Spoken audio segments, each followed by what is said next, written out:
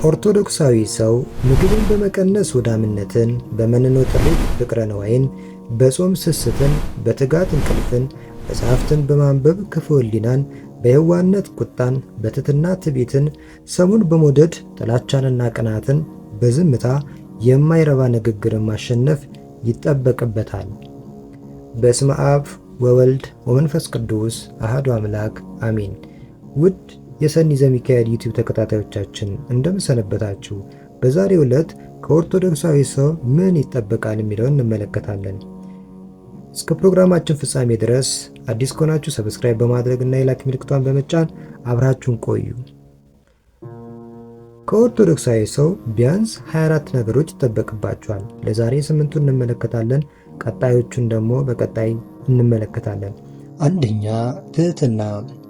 የትህትና መገለጫው ራስን ለሌላው ዝቅ ማድረግ፣ መታዘዝ፣ እርጋታና የመሳሰሉት ናቸው።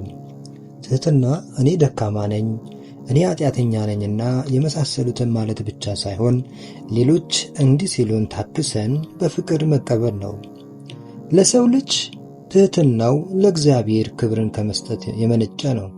ከዚህ ቀድሞ የሠራነውን ኃጢአት አሳፋሪነት ማሰብ ለትህትና ረዳት ነው።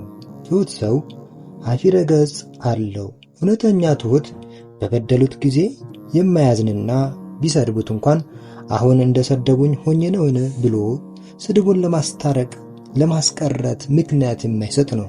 ትሕትና ከራስ አበልጦ መልካም መልካሙን ለሌላው ሰው መመኘት ነው። ሰዎች እንደናቁኝ ልናቃቸው አለማለት ነው። ሰው ሲሰደብ የሚከፋውና የሚያዝን ትሕትና ስለሌለውና ለራሱ ያለው ክብር ከፍተኛ ስለሆነ ነው። ሁለተኛው እውነት ነው። እውነት የተደረገውንና የሆነውን ነገር ሳይቀንሱ ሳይሸራርፉና ሳይለዋውጡ በትክክል መግለጽ ነው። እውነት ከግምት የጸዳ ተጨባጭ ነገር ነው። የእውነት መለኪያው መጽሐፍ ቅዱስ ነው። እውነት ስንመሰክር በፍቅርና በትሕትና እንጂ በጥላቻና በንቀት መንፈስ መሆን የለበትም። ምንም ያህል ዋጋ ቢያስከፍለን እውነትን መናገር ይገባናል። ሦስተኛው አንድነት ነው።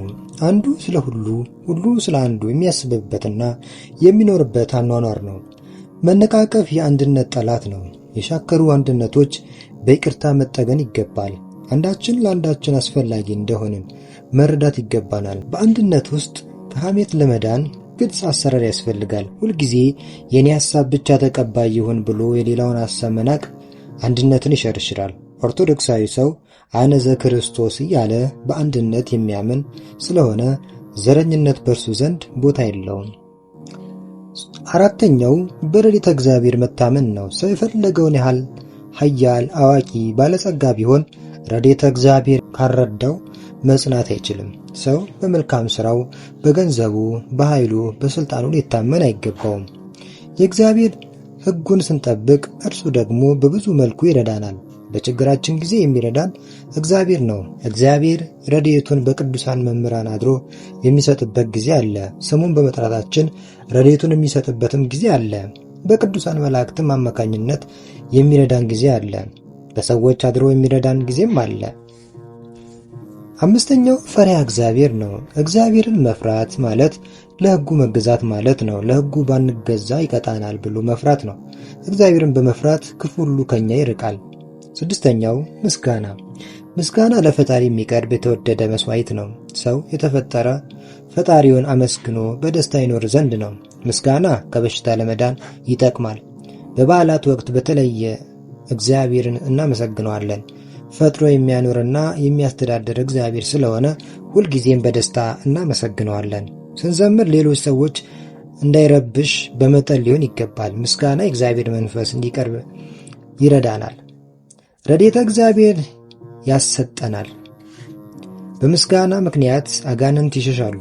ምስጋና ጠላቶችን ለማሸነፍ ኃይልን ያስገኛል። ለቅዱሳን የምናመሰግነው ምስጋና የጸጋ ምስጋና ነው። እግዚአብሔርን የምናመሰግነው ምስጋና የባህሪ ምስጋና ነው።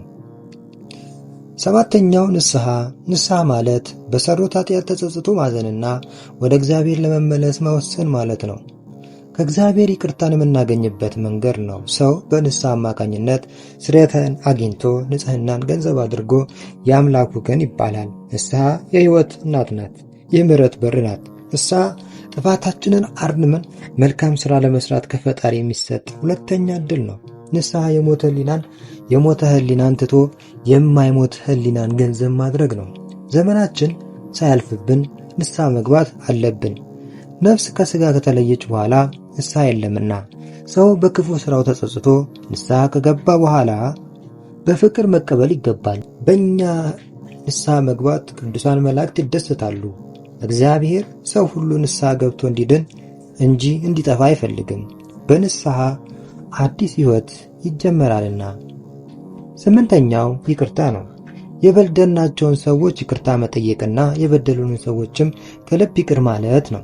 ይቅርታ ጸጥታን፣ ክብርን፣ ጸጋን እንድናገኝ ይጠቅመናል። ሰው መላልሶ ቢበድለን እንኳን መላልሰን ይቅር ማለት ይገባናል። ይቅርታ የሰላም እናት ናት። ለክፋት ማስተባበያ ከመስጠት ይልቅ እውነታው ተቀብሎ ጥፋትን አምኖ ይቅርታን መጠየቅ ታላቅነት ነው። ይቅርታ ፈውስ ነውና። ውድ ተመልካቾቻችን በዛሬው ዕለት 8ቱን ተመልክተናል። በቀጣይ ደግሞ እንደዚሁ 8ቱን እንመለከታለን።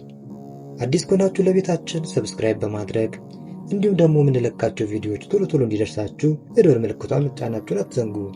ለወዳጅ ዘመዶቻችሁም ሼር ማድረጋችሁንም አትርሱ። እንዲሁም ደግሞ ላይክ የምትለዋንም መንካት እንዳንረሳ። እስከ ቀጣይ ድረስ ቸር ቆዩልኝ።